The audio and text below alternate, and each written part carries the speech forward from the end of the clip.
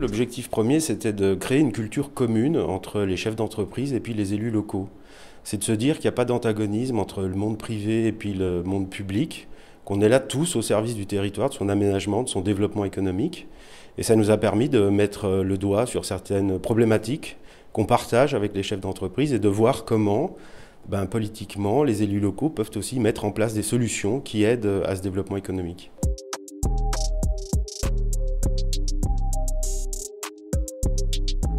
La conjoncture pour Annemasse Agglo s'est légèrement contractée au troisième trimestre, elle était plus favorable au second trimestre.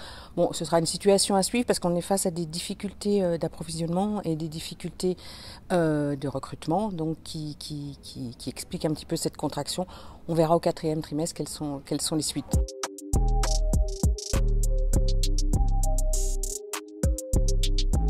C'est important quand même pour moi de connaître les grandes tendances du secteur géographique, puisque dans mon activité de diagnostic immobilier, on est quand même très lié à l'humeur des gens, on est lié au marché de l'immobilier, on est lié au marché du bâtiment.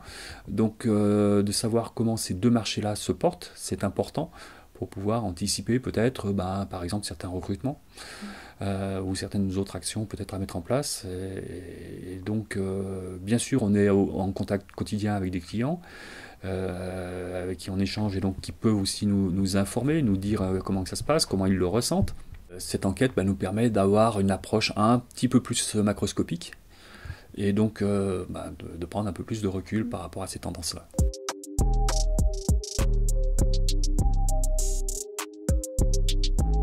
C'est un territoire qui est marqué profondément par le phénomène transfrontalier. La frontière suisse, elle est juste à côté. Il y a plus de 100 000 travailleurs, effectivement, qui quittent la France tous les matins pour aller travailler à Genève. C'est une locomotive économique. Elle crée beaucoup de richesses, mais elle crée aussi des déséquilibres. Et l'ambition de notre territoire, c'est pas d'être une cité dortoir, une banlieue où il se passe rien. On a notre pierre à apporter aussi dans le développement économique de cette région et des synergies à trouver avec Genève pour rééquilibrer la situation et faire en sorte que l'emploi ne soit pas que du côté suisse, mais qu'il soit aussi, et surtout un emploi de qualité, production, sur ce côté-là de la frontière.